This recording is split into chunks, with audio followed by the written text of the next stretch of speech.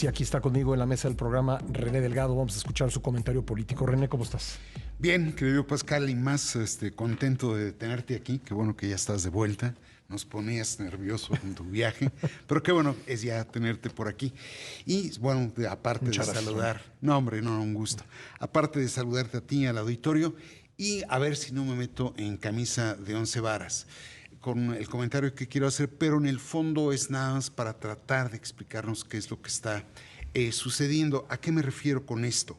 Me refiero a la forma, al desconcierto, a la confusión y a la desarticulación con que se están actuando por parte de aquellos que resisten, se oponen o critican las reformas constitucionales.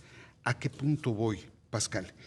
Que no sé si la tardanza y la ineficacia de la reacción ante las reformas que estamos viendo cómo se aprueban ahora sí que semana tras semana, cuando menos en este mes de septiembre, pareciera ser que después de las elecciones y en particular del arrollador triunfo electoral por parte del movimiento en el poder, se cayó en una suerte de pasmo político que luego se vio agravada por la capacidad que tiene, guste o no, el gobierno y Morena de colocar los temas de la agenda nacional y meternos en ellas.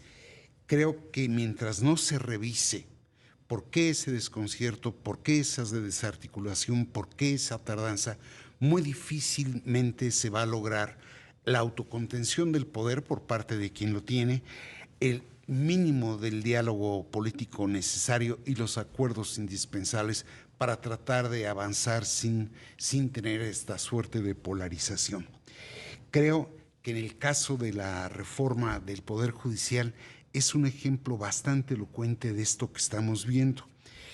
Como tú bien decías antes del corte, desde febrero de este año, se sabía de la batería de reformas constitucionales que iba a presentar el Ejecutivo.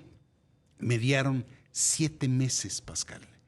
Y de pronto la reacción parece tardía e inoportuna e ineficaz. A veces me pregunto qué fue lo que pasó. Y creo que no se minusvaloró la posibilidad de que el movimiento en el poder alcanzara no solo el triunfo, es decir, se llegaba a dudar de que obtuviera el triunfo en el Poder Ejecutivo, no solo lo obtuvo, sino con una distancia enorme. Se dudó de cuántas gubernaturas se podría hacer y hoy gobierna 24.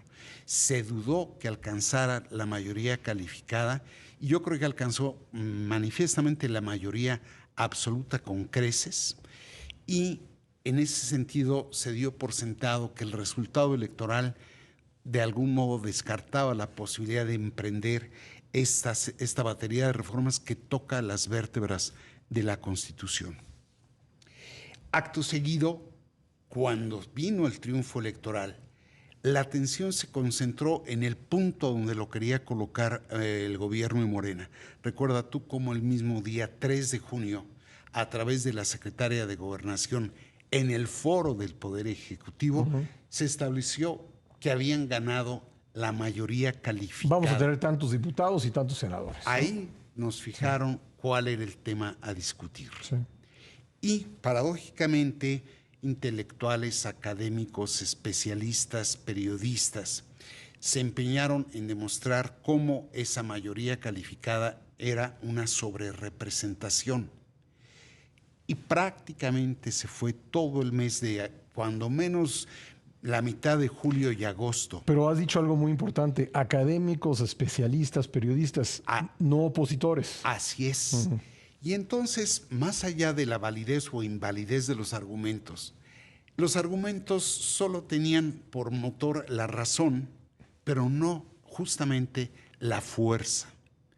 Y la oposición se fue a atender los asuntos de su interés, Alito o Alejandro Moreno, para no llamarlo, a dominar la dirigencia del partido, ¿no? Armar la asamblea, modificar los estatutos, reelegirse él, y el otro a tratar de rescatar los restos del naufragio. No hubo un acompañamiento entre la argumentación y la política. Y en ese marco se llegó al periodo ordinario legislativo. Cuando ya no había nada que hacer, comenzaron a haber algunas movilizaciones en el último tramo del trámite legislativo de la reforma del Poder Judicial. Comenzaron a hacer más acres las críticas a la reforma, pero de nuevo, sin el acompañamiento de la fuerza política.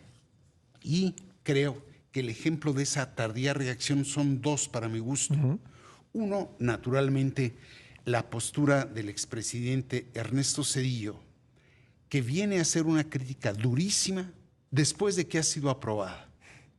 Y una crítica ante la cual su propio partido, digo, a menos de que haya ocurrido, ya tú me dirás ahorita, pero su propio partido, el partido que lo llevó a la presidencia, no ha dicho una sola palabra. No sé si porque lo considera un traidor que favoreció la alternancia en el poder, pero sí asombra que el único expresidente que tenía verdaderamente voz autorizada para hablar lo haga tarde y no cuente ni siquiera con un boletín por parte de su propio partido. Y el otro ejemplo es el de la ministra Norma Piña, que pareció que no acababa de definir, ya no digo la postura del Pleno de Ministros, sino su propia postura, y lanza una propuesta de reforma del sistema de impartición de justicia, no solo focalizado sobre el Poder Judicial, cuando ya fue aprobada por parte de la Cámara de Diputados y falta la revisión por parte del Senado de la República.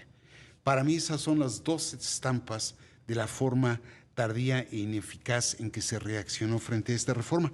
Y digo esto no con el ánimo de descalificar a quienes tomaron postura frente a esto, pero sí a instar a que tienen que hablar entre sí y lograr mínimos acuerdos para lograr la autocontención en el ejercicio del poder. Tiene que estar la oposición presente, es decir, es importante la crítica de los académicos, de los especialistas, pero nada sustituye a la crítica que se hace desde la oposición y que es necesaria para cualquier democracia. Y lo que tú acabas de decir, en política importa la inteligencia y la fuerza y la organización. Querido René, gracias. A ti. Una pausa, regresamos.